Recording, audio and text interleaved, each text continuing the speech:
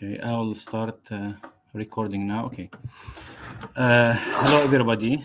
Today we will be talking about universal healthcare coverage and universal healthcare systems. Actually, it's one of the approaches that has been recommended to promote health and prevent diseases.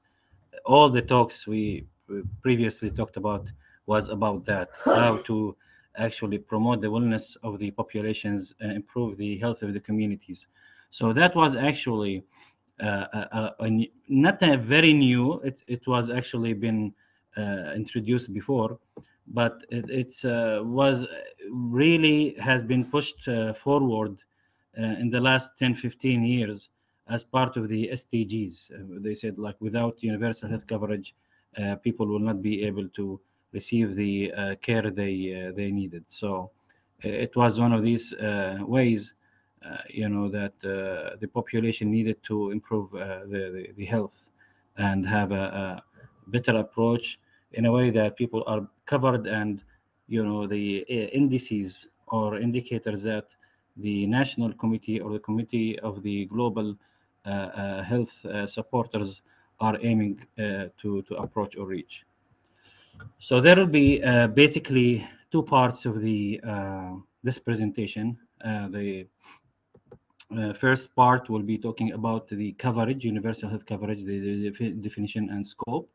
And the other one, we will just briefly introduce and go over some of the well-known or different types of healthcare systems in the world.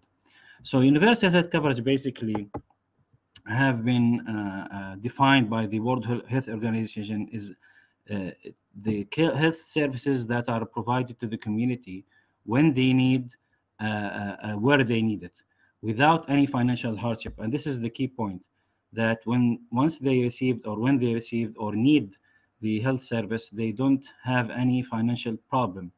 And financial hardship actually has been defined furthermore. We will see that in shortly.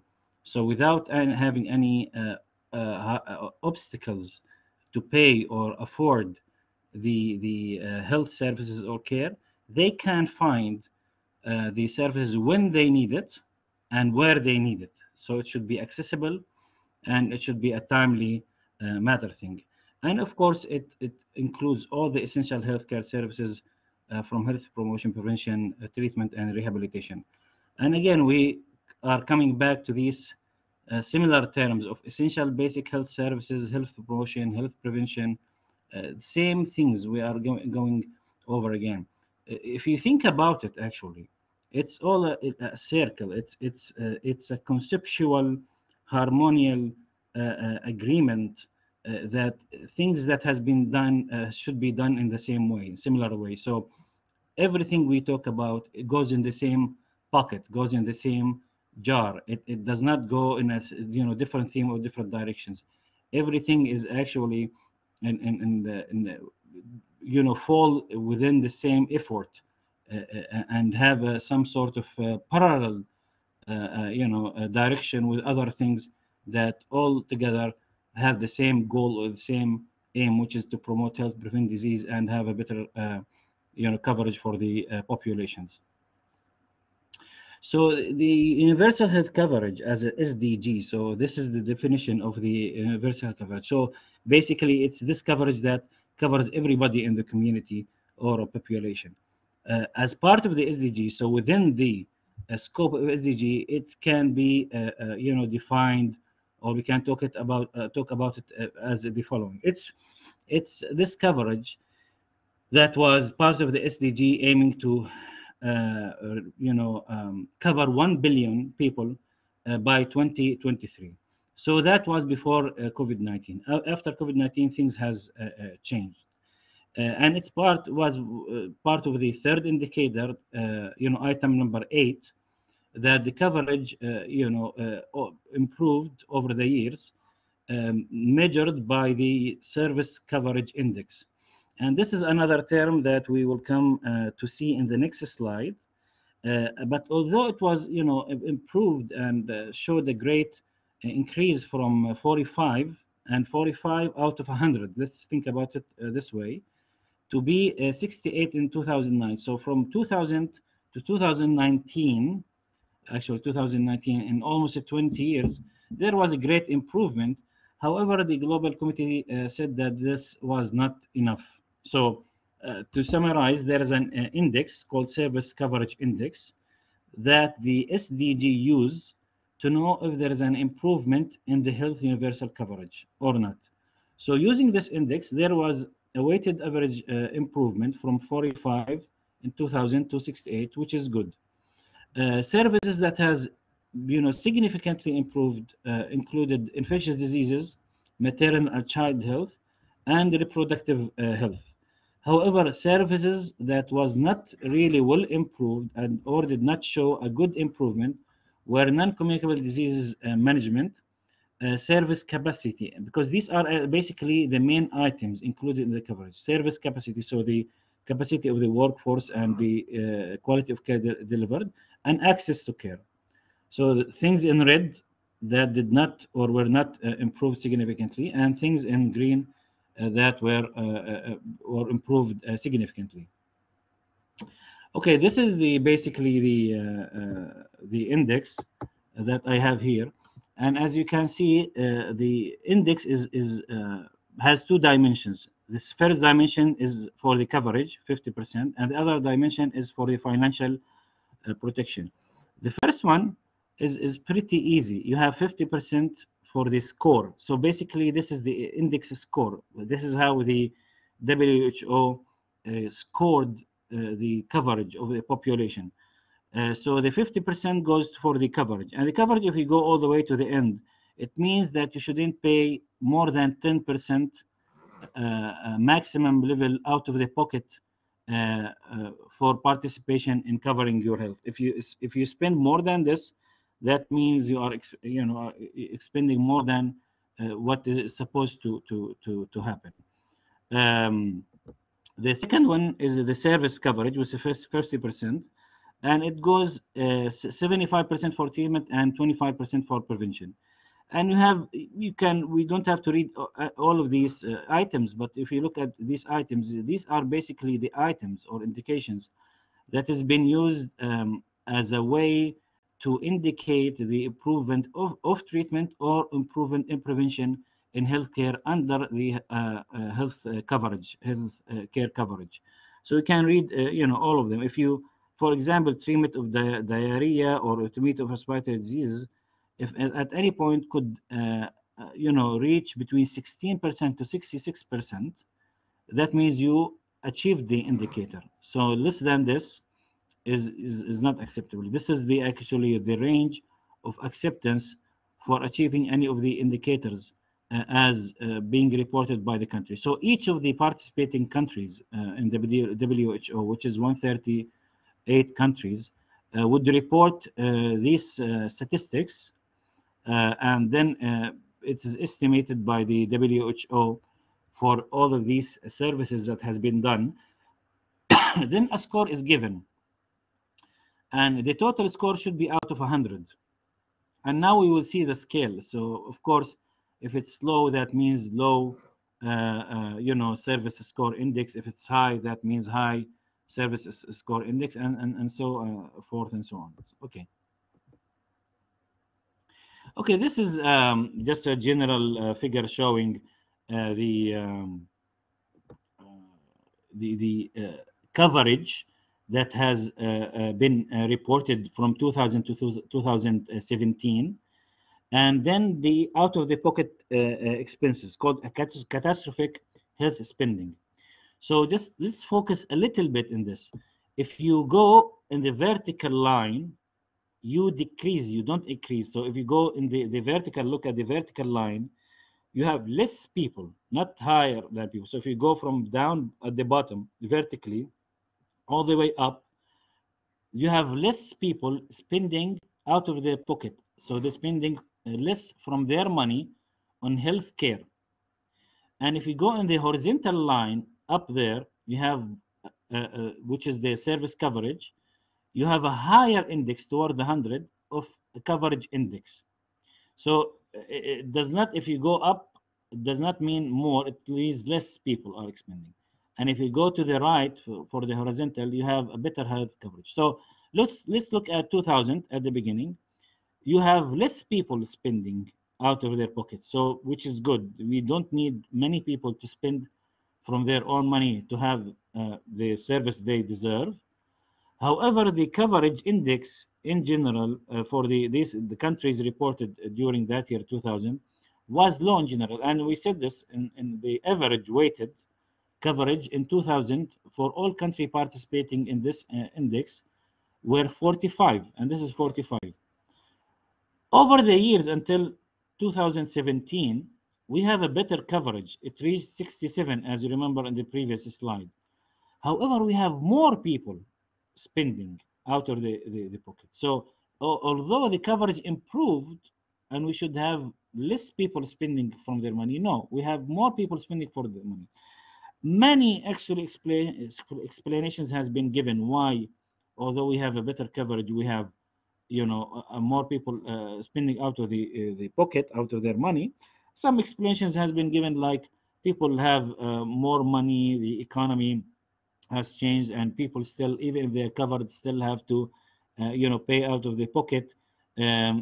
Some said that private sector has improved a lot during these years, and there were many people who have money were interested to go to private clinics and private sector to receive care, although they were covered and pay out of the money. So many explanations has been given, but it's a good thing to think about it, that even if you improve your coverage, it does not always mean that people will spend less, because you have more coverage, more people will come to the service, and this is actually my explanation. More people will come to the service because they are covered, so there will be some sort of crowdness over the service. So those people who have money would say, okay, although we are covered, we'd like to see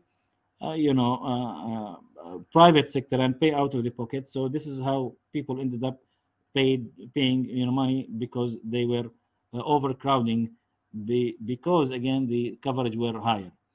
I put a circle on 2017 to 2015 to 17 because the index did not improve a lot. And again, at that time, the world actually has noticed so many things, like the refugee influx from several countries to European countries. So the coverage system, had changed. There was also a change in the economy in many countries and the stock market. So anyway, there are reasons behind it, but you can see the image how the coverage does not always translate into less pocket expenditure or less pocket spending for the healthcare. Okay, this is the index. Again, this is a score. So out of 100, you can see how the countries were scored. And this is a world map showing every country colored by a color that showed or indicate the coverage, service coverage index out of 100. So red means very poor coverage because it's the lowest. And as you go toward the green or heavy green, it means better coverage. So this is in 2019. This is when the last report, because in 2020, Corona hit and things has changed. The reports were completely changed and things has changed. So you can easily notice that rich countries like North America, most of Europe and Western Europe, Northern Europe, China and Australia, and this is by the way Thailand is not fully covered, but it reached 80% or high. They said if any country reached 80%, which is 8 out of 100, I call it percent, but it's 80 out of 100.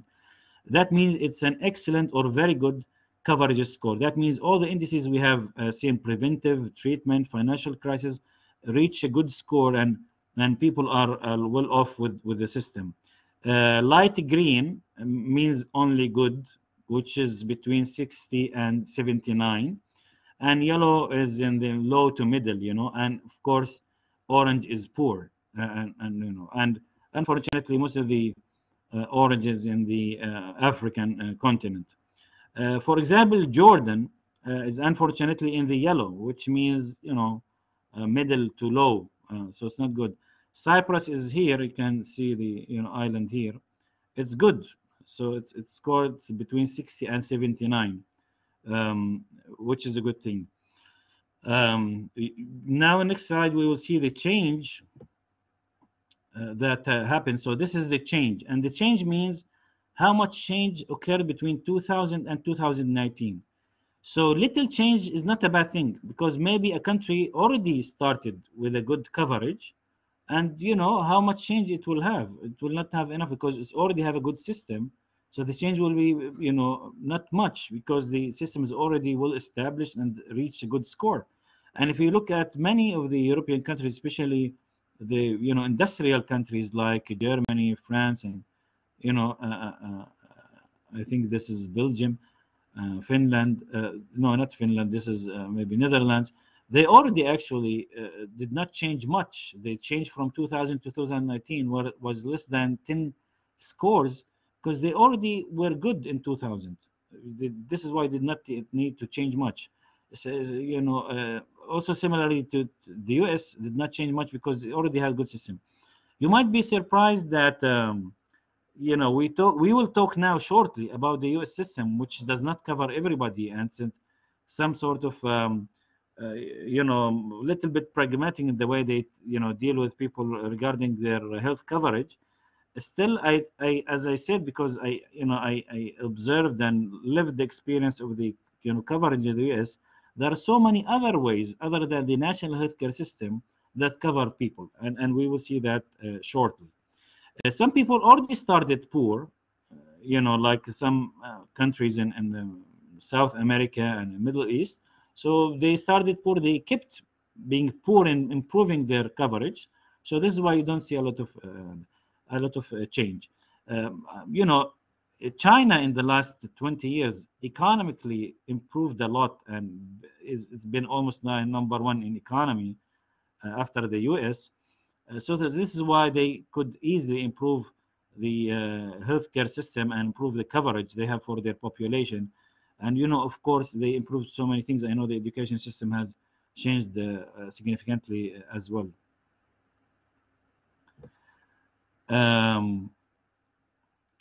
Okay, so this is the number of countries that were reporting the score, you know, of health coverage during the last 20 years. So we don't have to go into details, but you can see in starting 2000, there were 16 countries, because this is a number of countries, who were red. That means very poor coverage. And over the years, if you go to 2018, we don't have any red countries. That means, I mean, many countries could overcome being very poor to, you know, moderately poor, which that means that could successfully improve their service coverage and improve their index. And you know, also the middle ones, which was orange, were 72 countries. So most of the countries actually were reporting some sort of middle score index, and you know, it decreased to 54. Imagine that in 2000, only one country reported very good or excellent coverage, and that probably maybe was the US or Canada. And then in 20 years, 31 countries, including many European countries, the North America and China, you know, have reported very good coverage. So it's good to see that how countries in general improve their coverage indices, and they abide to the SDGs, the Sustainable Development Goals.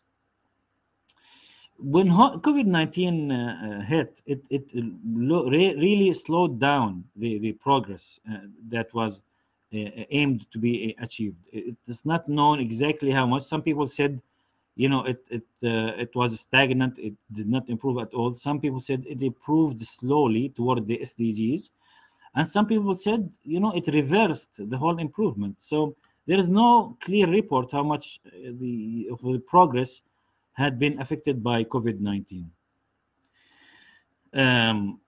This is actually the we will go on that also very quickly. This is the difference between high income and low income countries. You can see in high income countries that in 2019, most of the high income countries are well covered by the heavy green and light green, almost all of them. And the change that happened to be in a very in similar way. So many high-income countries could improve in the last 1 years, dramatically, significantly improve their services. Some of them changed a little bit because they were already good, as I said. So it does not matter the change they have.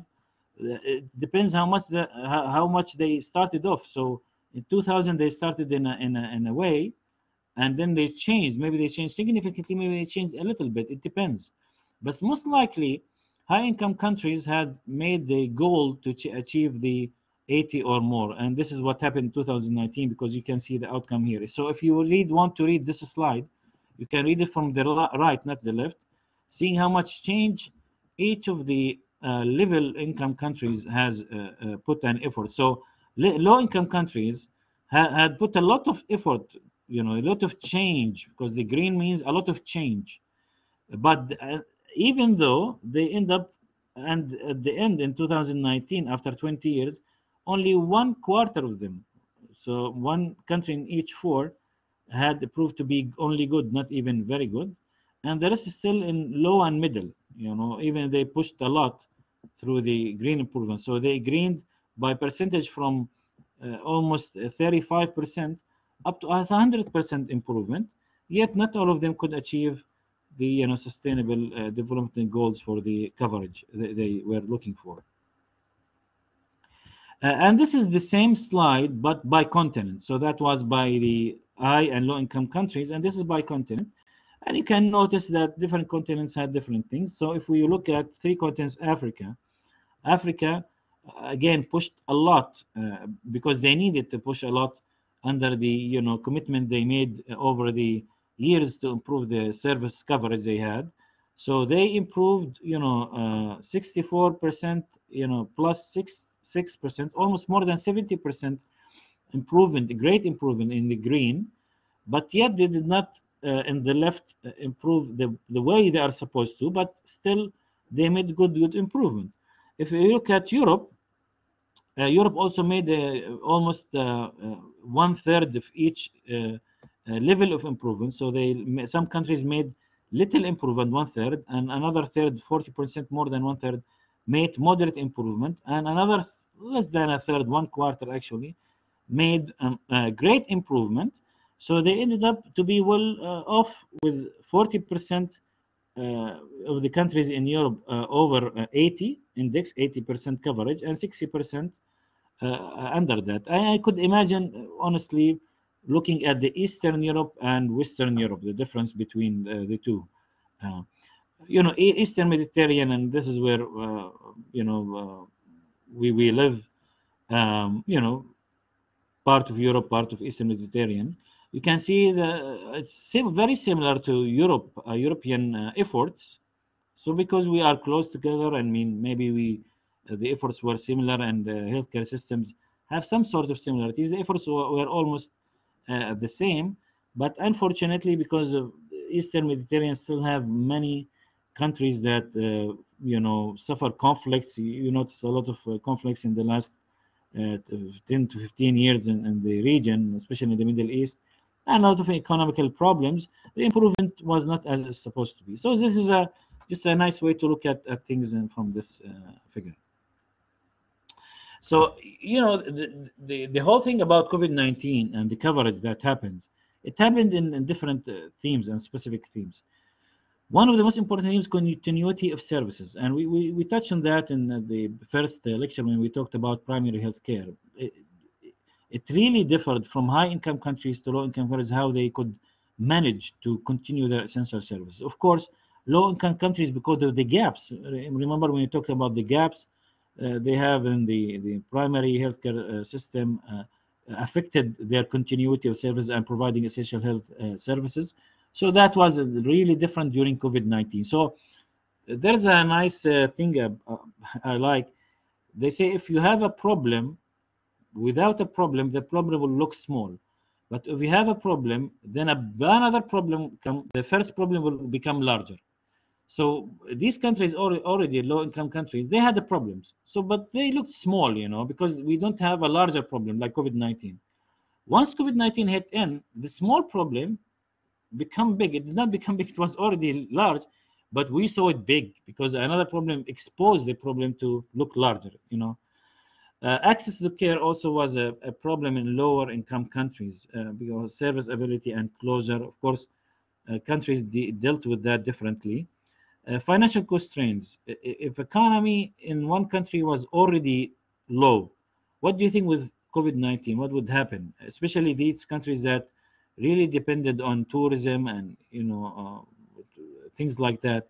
They have a very big hit during COVID-19, so the poverty grows and the income falls. So they had, even if the services were continuous and available, they have severe financial constraints. We saw this during the first lecture, but just to remind ourselves, what were the reasons reported by different countries for not being able to having the service during COVID-19, because that was surveyed during 2021. And you can see low-income countries mostly reported financial reasons because, again, they were already poor, and with the COVID-19 they become poorer even. So that was the main reason they did not or could not achieve the service. And of course, we go to upper and middle upper countries, financial reasons become lower, and other reasons become, like COVID related and supply reasons, become larger. So it depends on the country for the reason of not being achieved the service during the crisis. Also, we had the same slide before, just to remind ourselves how much countries were affected. So they were affected for different services differently, and they were affected at the different range. Some were for one service affected big time, like here, and for other services they were less affected by, like for example, immunization. So it depends on the service and it depends on the country.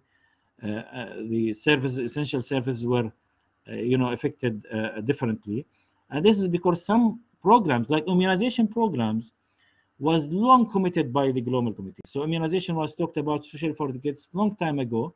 So it was well established way before the corona. So if you have a service that is well established way before the corona will not hit that significantly, although it was hit by 37%. But look, this is almost the lowest percentage of services that were you know, affected. But if you have, for example, the mental, and we said that the mental and non-communicable diseases were largely affected during COVID-19. So mental, neurological, and substance abuse during COVID-19 were largely affected. 45%, almost half of the countries reporting the services affected during COVID-19, because these, from the beginning, before COVID-19, were not well established in many countries. This is why they were even more affected. A problem becomes bigger when another problem hits in. So some of the approaches to you know, support and continue to think about universal healthcare system. Of course, during COVID-19, almost every country were thinking about how to survive, how to continue with essential service, how to survive, how to provide the vaccine, how to lower, decrease the mortality rate. I think few, if any, country would think about, are we reaching the SDG or not yet during the COVID-19 for the universal health coverage? Because if you have a bigger problem, the other problems that were, you know, going throughout the long-term plans, surely will be affected because you have an acute case, you have an emergency that you should take care of. But you know, the global committee were thinking about simple strategies that could support the universal health coverage during COVID-19. Of course, now the COVID-19 thing is now calmer and quieter than before. Hopefully we don't get it again, but in case, these are strategies to think about. So community-based services, and we talked about that before in rural health and primary health care, how we support the community as a way to improve primary health as one of the approaches to fight COVID-19, and to strengthen the healthcare system based on primary healthcare. And this was the main thing we talked about. The primary healthcare is the essence, is the core of any healthcare system that would be able to fight the outbreak or the pandemic, you know, and crisis during any emergency. And also we have to think about the data that we collect. It should go smoothly in a timely manner to progress. If you have this interruption disruption and interruption with the data you collect toward the US UHC, it will be a problem. And again, the political commitment, the political will. If the will was not there before the corona, think about it after the corona. It will be even worse. It will be even worse. So the commitment should be. And you know, there is something it's good to share. You always want to push things that you want during the normal times, because during the crisis, everybody will be completely confused, and there is no way to advocate or push, you know, toward the things you would like to enhance in the community or the healthcare system. So always try to improve before the pandemic or before the crisis happens, because otherwise you will not be able to achieve that. Because again, COVID-19 lasted for 2 years. It was difficult to make any commitment toward any healthcare service during these two years. Okay, we had a glance, you know, quick overview about the health, universal health coverage. To just summarize it very quickly, you know, we defined it: the care you need when you need, with no financial crisis. We show you the index. We show how the improvement happened over different continents, countries, over the years in the last 20 years, and the reasons for this improvement, why some improved, why did not improve. Let's now dig into other healthcare systems and compare them. And from this, actually, if we see how different healthcare systems operate, we can easily understand why some of them achieved a higher score in the healthcare coverage, and some of them changed significantly, and some of them changed less significantly. This is a good way to look at it, overview it. Okay, we have different healthcare systems. So basically, I came across 4 types. The first type, called traditional sickness insurance or sickness fund, and this is basically and only was established by Germany, where you can provide service by any means through anybody, but the government supported. And there is a history behind it. We will come across each of these systems, different systems, and give examples now. There is national health insurance and national health services. I put them in the same color because they look very similar, but the difference is that the health insurance, national health insurance, is the government provides the insurance. So they give you insurance and you can go and get treated. Services, no, the government provides services, but you have to have insurance, either through the government or you pay or you have a private insurance. So in the first one, the government provides the insurance. Sometimes they provide insurance for certain people, like older, elderly, youth, people with disability. It depends, or full coverage in some countries. And the service, they provide the service. And there is a mixed system, and we'll come across the mixed system. So, example of national health insurance, where the government provide the insurance at the national level. We have these countries, as example, Canada, Norway, Finland, Sweden, etc. And for the national health services, where they provide, the government provides services, commit to provide the services. We have many countries, as you can see here in the example, and Jordan one of them. And from my search, Cyprus is one of them. And you can correct me now or later on if Cyprus have the national health service system, not the insurance system, or of course not the sickness, because it's only for Germany. The mixed system is a little bit weird, where you have traditional sickness insurance, where people with disability or people who are unemployed get the coverage. Also, you can buy coverage, and there is a way to have national health insurance through Medicaid and Medicare. These are 2 systems in the US. So US and Switzerland are 2 parts of them. I had a star on USA because USA is even more mixed than this. There are, you know, community charity hospitals. There are subsidized fee, you know, income-based insurance. There are so many ways that the people and associations in the US try to cover as much as they could from the community. Okay, we compare the US, because why I'm comparing the European to the US? Because the US actually spends a lot of money. You will not believe it, almost equal to the money that has been spent by most of the European countries. They spend billions and billions of dollars each year. And I actually used to have numbers, but I remove them because it will get very detailed in the presentation. So they spend a lot of money, but let's look at the outcomes. Which one established healthcare system programs before or earlier? It was the European countries who established healthcare system before the US. Which one has higher coverage, so cover more people? European countries also. Which of the two systems have lower medical error and lower billing and charges? Also European countries. So you can see that also the expenditures in general in many European countries are much lower than US. Still, the US is not doing as close to as it's supposed to be with the money spent, and there are reasons behind it. I can mention some of that later, but you can see the money spent is not always translate on the services you get, or coverage also you get, because we are focusing about coverage right now. So there are some comparisons again with the US, because it spends a lot of money, with many other countries in Europe like Denmark, France, Switzerland, Netherlands, Italy, etc. You have lower inpatient expenditure care and lower percentage. So this is a percentage of pharmaceutical expenditures in the US than their counterparts in Europe, of these countries that I mentioned. So although you are supposed to have better medications or percentage of the money you pay off from your system on the medications and inpatient care, which is the care they received during their stay in any of the healthcare facilities, but the percentages are lower than their counterparts of the US. You still have higher infant mortality rate and lower life expectancy than Europe.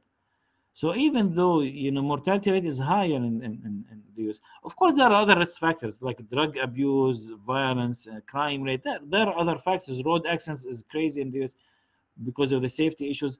But still, overall, if you think about it from one side, it's a little bit tragic when you think about these indices. Also, the US spend a lot of money per capita compared to many of these European countries.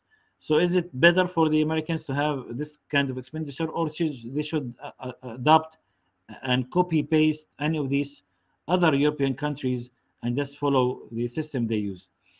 Of course, just to be honest here, there's benefits behind anything. So there are some lobbies from physicians, pharmaceutical companies that are enforcing the US system of having high expenditures because they benefit from that, and just mixed system, not a national healthcare coverage. Because if the national health coverage was pushed, many physicians will not be paid the way are paid right now, and we will see one slide talking about that.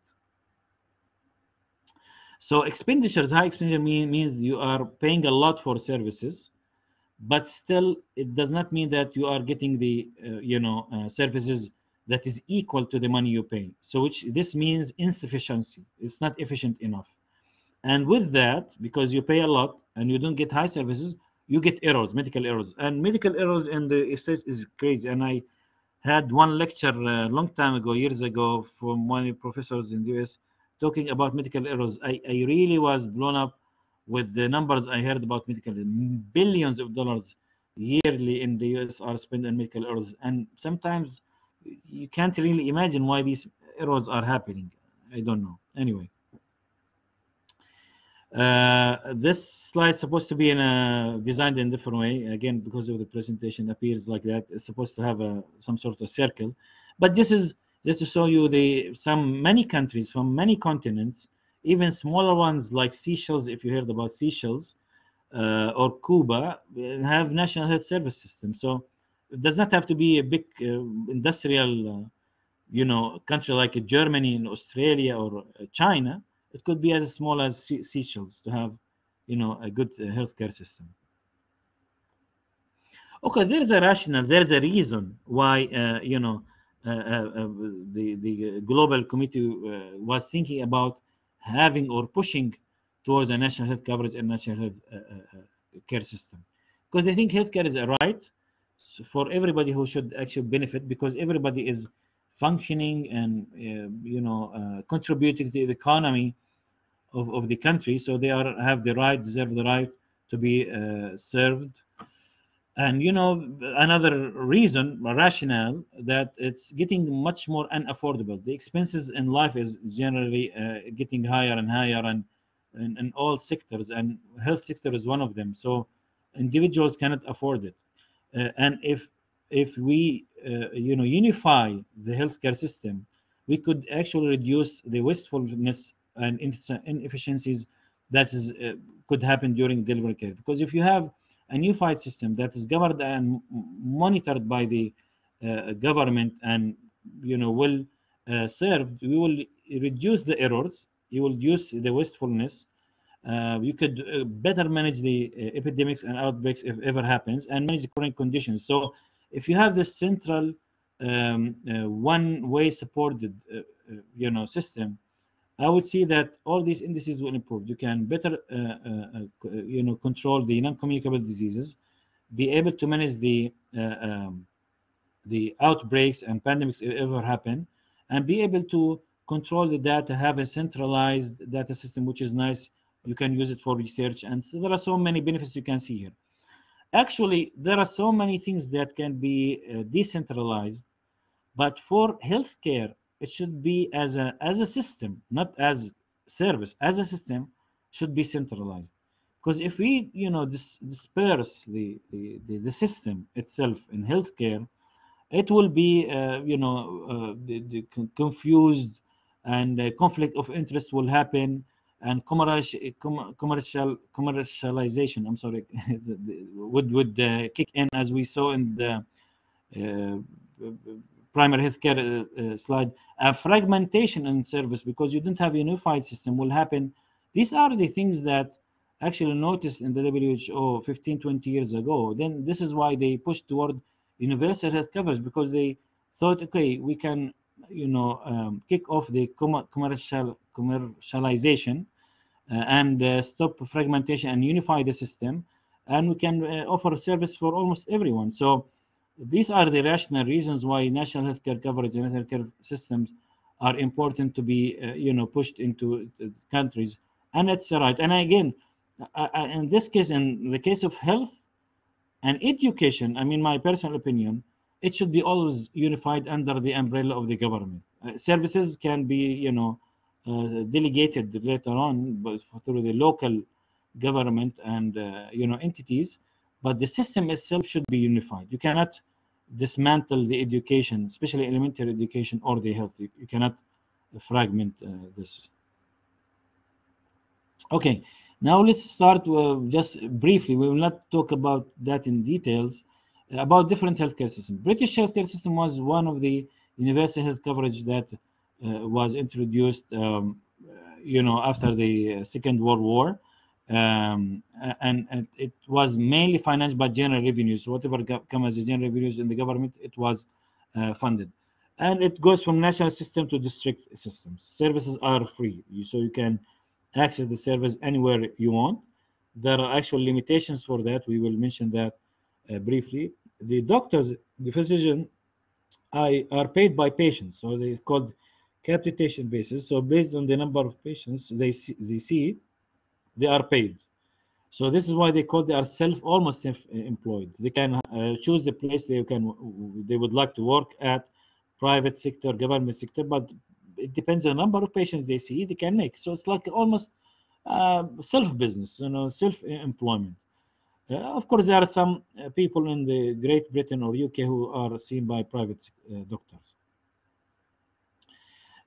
So we mentioned this, and we have at the beginning, if you want to receive the free service, you should be seen by a general practitioner, and then after that, if needed, you can be transferred to a specialist. And even the care is very good. Everybody is receiving, not almost, but almost everybody is receiving the service. Services are free. You can see a GP or consultant. You can choose a private sector if you want. The spend per capita is much lower than the US, for example. So this is, it was considered one of the successful healthcare system, which is a national healthcare service system. There are shortcomings, as I have here underlined. Waiting lists are too long, because Britain in the last 30 years, even before the crisis, many crises that happened in the Middle East and Asia, they have a lot of refugees coming from all over the world. So, and they are included in the system. This is the nice thing. Everybody who comes to the country is included in the system. So waiting lists are getting more and more and more. So this is why you can see regional disparities. Between one region, you can see very good service, short waiting list. In other big cities, you can see a longer waiting list, which means limited access to healthcare. Private health insurance still use the system. In case of some emergencies, I have examples here. You can see them. And upper class patients sometimes receive better health than lower class patients. As disparities always exist, even if you have a best healthcare system, disparities between different classes will always exist.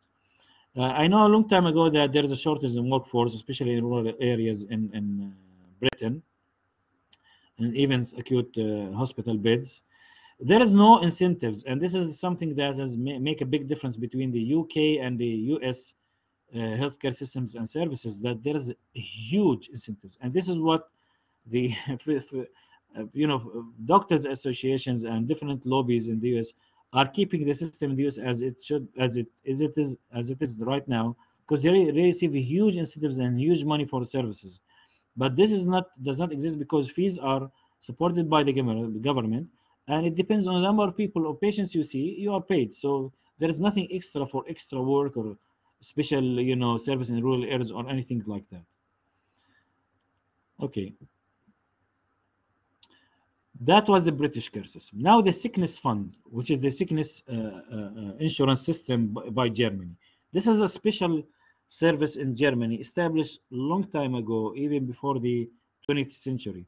It was said that it is the basis of the national healthcare system. So we can say that the Germans invented the idea of healthcare system. The story behind this, not mentioned, the story after the Industrial Revolution, many workers were getting sick, and the government was looking for a way to ensure them, provide them with the service, because if they get even more sick or die, the economy will be affected. So to keep people in business, to keep people in industry, to keep the economy going, the government was thinking a long time ago that they should be insured. So every working person should be insured. So that was the basis of the sickness funds. This is why they call this sickness fund. We should fund the sick people if they get sick. And it was mainly and still paid by taxes. It has the 3S, term or the symbol of 3S, with solidarity, the solidarity of the society, and should be have this unity in the in the system or in the life, social life, and subsidiarity, which means that there's decentralization. It's not the services are divided, and we will see a nice chart explaining this by the public and private organization and self-governance, because also this will be explained very shortly. So this is called 3S in the sickness fund of Germany. So everybody has to be insured. It's by law. It's actually very firm, and the German government takes that very serious. Nowadays, it used to be completely free, but nowadays with a lot of unemployed populations, and there is actually something I will mention about unemployment in Germany and the influx of refugees. You have to pay some cash, for the service you take. There is a nice way to, and this is a special way in Germany. The ambulatory service is paid by fee. So if the ambulance go and make a service, they are also paid by this service. So but they are not monthly paid or yearly paid. They're paid by service. And hospital prospectively, they actually estimate or provide an estimation for their association, local association, not the government, about how much yearly they receive patients and how much they are expecting care, and this is how they are estimated to receive the reimbursement. We will see this chart very shortly. And there is a negotiation. So if a physician in private clinic,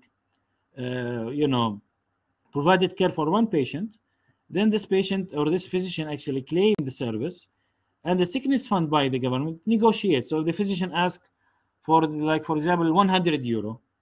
the local government will say maybe 80 euro is enough for this service, something like that. And of course, there are private clinic and hospital clinic, things like this. Okay, thank you. Anybody, Dr. Nicholas has something to do. I will see. Thank you very much. Okay, this is the figure I was, looking for. So the central government, which is basically the German government, is the one who passes the legislation. So they pass the policies, laws, to the state governments. So the federal government, the central government, passes law regarding health and other things, education, of course, and other things. But they pass the legislation of how things and general policies, how things should be done.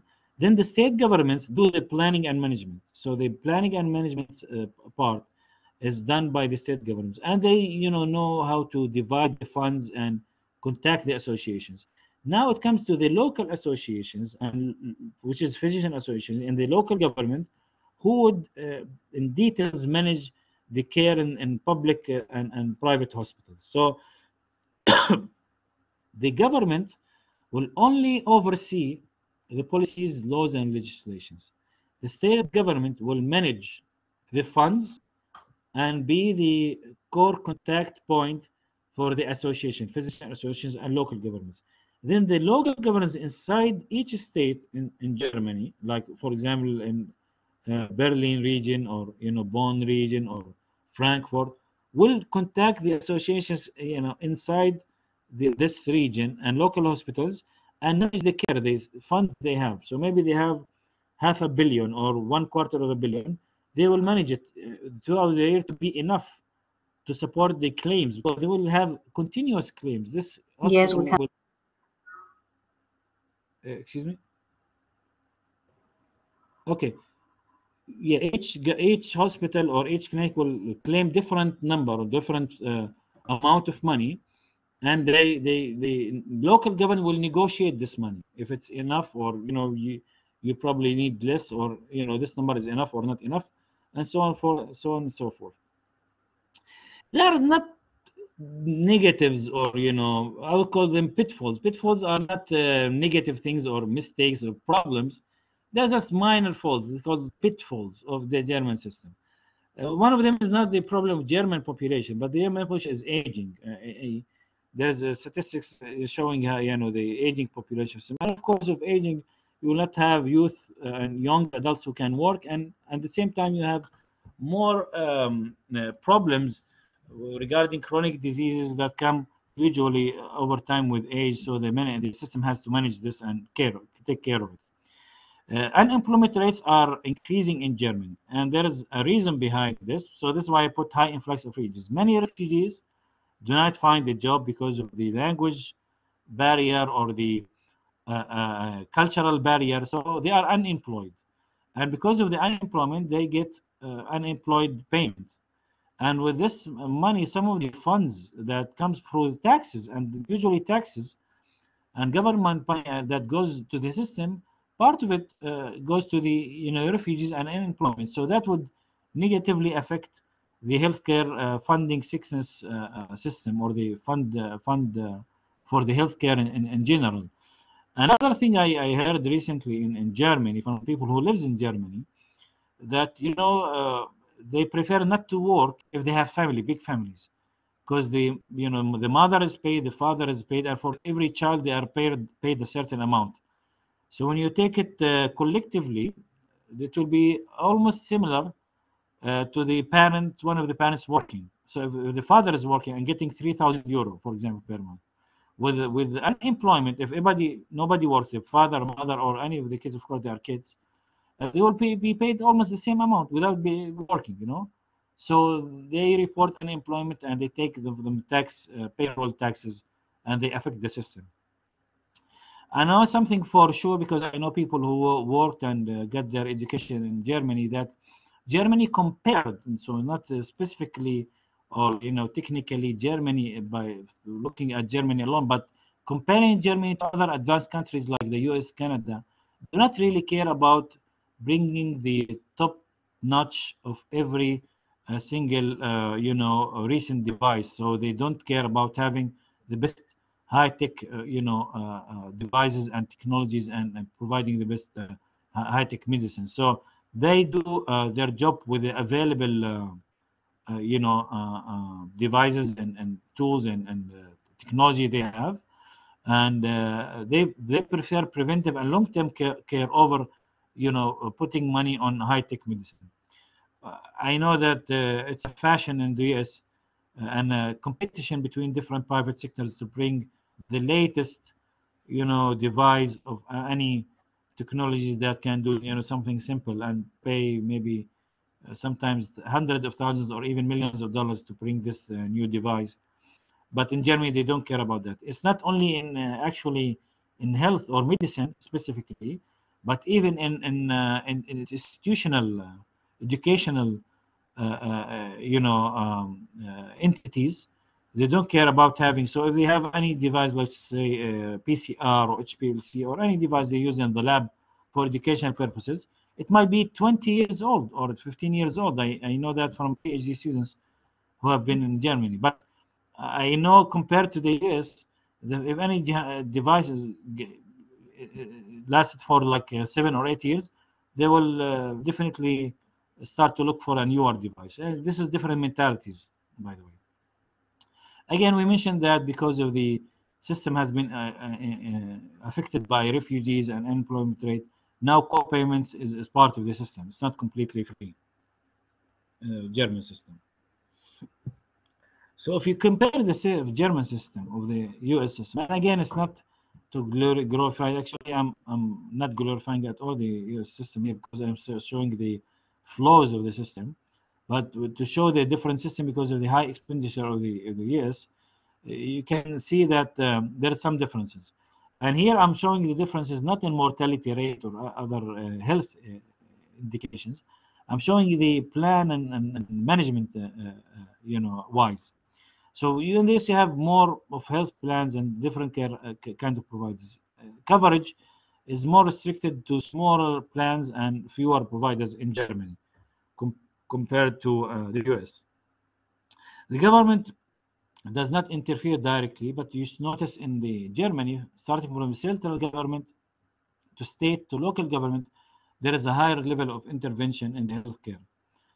In the US, of course, health insurance is not mandatory. You can go off the rest of your life without insurance. In Germany, you must have by any means. Even if you go as a student, you should have health coverage or health insurance. Of course, there are state and federal laws. Here, there is a central government, and local, then physician association. Physician association in Germany, the local government plays a big role in delivering services and managing the funds. So when they receive the funds from local government, they manage it. And then more flexibility in the US than the Germany. And I like to be honest with you, I like the less flexibility, more government by the system, by the government, because this way you can control. As we mentioned, there are benefits of controlling the services in any unified healthcare system. I mean, in my opinion, again, education and health should be governed and monitored and ruled by the government. I mean, this is my opinion. Okay, France. One single slide on France, because it's almost perfect. It's seriously, when I read and watched videos for France, it is the top ranked. The WHO ranked the first, the number one. Other ranking systems put it in third and fourth ranking. It depends on the year and the NDC, the score system. But everybody in France is covered. Poor, rich, old, young. Everybody is poor. Services everywhere. Actually, when I visited France, service is everywhere. Even if you go as a visitor and you don't have a visa or you don't have a coverage, the services are really well afforded. I was surprised that you can see a doctor for a visit for 10 euros only. And I remember, like, if you buy some of the over-the-shelf medications, only 4 euros, 5 euros. And in France, it's very expensive. So it's well supported and well covered. Very quick and responsive call-in system. The call-in system, basically, saw this in the France system. If you have any emergency, or you're actually suffering from anything, or you have any symptoms during COVID-19, yes, there is a call system. You call, and somebody will refer you to a GP or a nurse based on the complaint you have, and they will, give you the advice. You might need only home remedies. They will tell you take rest, drink a lot of water, don't socialize with anybody. You might transmit the disease, or they may actually uh, make a home visit. And this is the second point, the third, fourth point. They make a home visit by a physician who I actually a long time ago they take their bag, Samsonite bag, and go for home visit to see you in your home. This is a very special and unique system in France. And the ambulatory care system is very effective, very quick in France as well. And it's well actually equipped, means inside the ambulance, the ambulance vehicle, it has a lot of equipment. And I saw pictures of this, that they can not only provide acute care, but they can provide even supporting care during the delivery to the hospital. I know something very nice. I'm not sure if you have it here in Cyprus because you are part of EU. The health cards. I saw that in France, where they give you this card that you can use not only in France but in any European countries, and you can make a treatment in any European country for free. And then the country, if for example you visit Spain and you are French, the country you visit and the service provider that you visit will claim the service to France, and then France will pay it off. I'm not sure how it works here in Cyprus. It looks to be the same. I like. Unfortunately, we don't have this. Okay, I'm not trying to make you bored, but we are finishing. The Canadian health system is very close to many of the systems, but a little bit different. So it's called Medicare. Medicare, basically, this care is supported by the Canadian system. It was originated long time ago, but in specific places. I think it was started in Ontario and Montreal, then spread out and to be nationwide 40 years after that. It's very cost effective. Means they spend less than other countries, but they still have very good outcomes. So it's very good high cost effectivity. If you think about the size and the population density, yet of Canada, and yet you provide this kind of service, this is actually a great work. Because some even smaller countries have, the smaller population density cannot support the healthcare system of the Canada that they have. There is a wide choice of selection of providers in Canada. Some prefer private practice over the public hospital. They have the choice to choose. But some, not all services are covered, as I mentioned here. Yet main services, expensive services like surgeries are covered. If you compare the Canadian to the US, and the Canadian and US actually share a lot of similarities, a lot of culture, language, and you cannot even, when I saw Canadians, you cannot even differentiate them from Americans. So there are a lot of similarities in culture, land, and geography, and language, many things. The Canadian system, more cost effective, which means lower cost, better services, less barriers, and again, better outcomes, low infant mortality rate, and longer life expectancies. It's really amazing why the US do not have this. However, the US is a little bit have a higher privilege over the Canada with the high tech, which I don't see as important as other indices, and more availability of specialized care. Actually, some Canadians, in case they need very technical and specialized care, like for a very rare disease, something, they go to the US. Again, the US has higher population, they care about high tech, and they are well paid. So this is why they have more specializations and more specialties, because of the incentives. I mean, have higher motives, money motives, you tend to increase the degree of specialization and care you have. Of course, the research in the US is at a higher level because of the money spent on research. This is why you have higher advanced techniques and medical approaches in the US. Okay, this is the last slide, putting out the WHO ranking. Again, if you Google ranking, you might not see this. This is the WHO ranking, and this is an older ranking, maybe more than 10 years old, but I couldn't find a more recent ranking in WHO. I searched for something that is in the last few years. I could not. So this is the last ranking by the WHO I found. I'm not affiliated with WHO, but you know, there are so many other ranking systems. But and again, France was #1, and I was happy to see Cyprus is number 24 in the global ranking system, which is very good. That means Cyprus has a very good healthcare system. I can understand the population, the size, and which is still very good. Again, USA, you might think it should be in like number 80 or 100 or even more because of the expenditure and low outcomes. But yet, I told you there are so many complicated things. I think it's one of the most complicated systems in the world. This is why they still are not extremely bad, but bad compared to the money they spend on the system. So there are many countries you can notice. You can look at the slide yourself. This is the last slide, the thank you slide. I would like to refer to this second reference here, which is the Commonwealth Fund. If you click on this website, it will actually transfer you to the Commonwealth,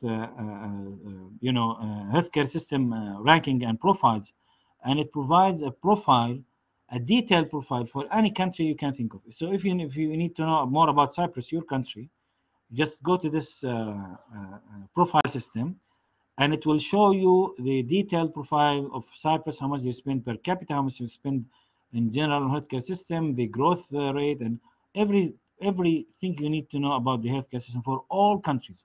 So I found it to be very useful and nice website. It's a very good resource. You see much more details than what we have presented here. This is the end of the slide show, the presentation I have for today. Thank you for listening.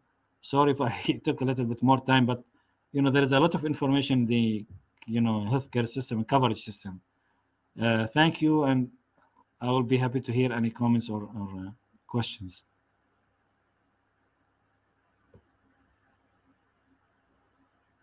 Anything from anyone? You can have the mic. Dr. Efthymios, you always participate. I want to hear from you today, if you don't mind. It looks like this is a little bit boring topic. Nobody is.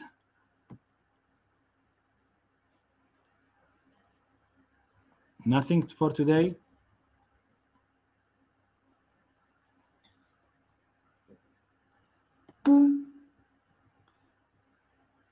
Okay, no problem. Thank you. Thank you, Efthymios. Okay. If you don't have any comments, here's a slide. You can look at them again whenever you like. Okay, yeah. So the Dr. Efthymios is doing his job. He's delivering care for patients. So he's doing the job practically now, not academically. Thank you. Again, I'm happy to talk to tonight. Thank you.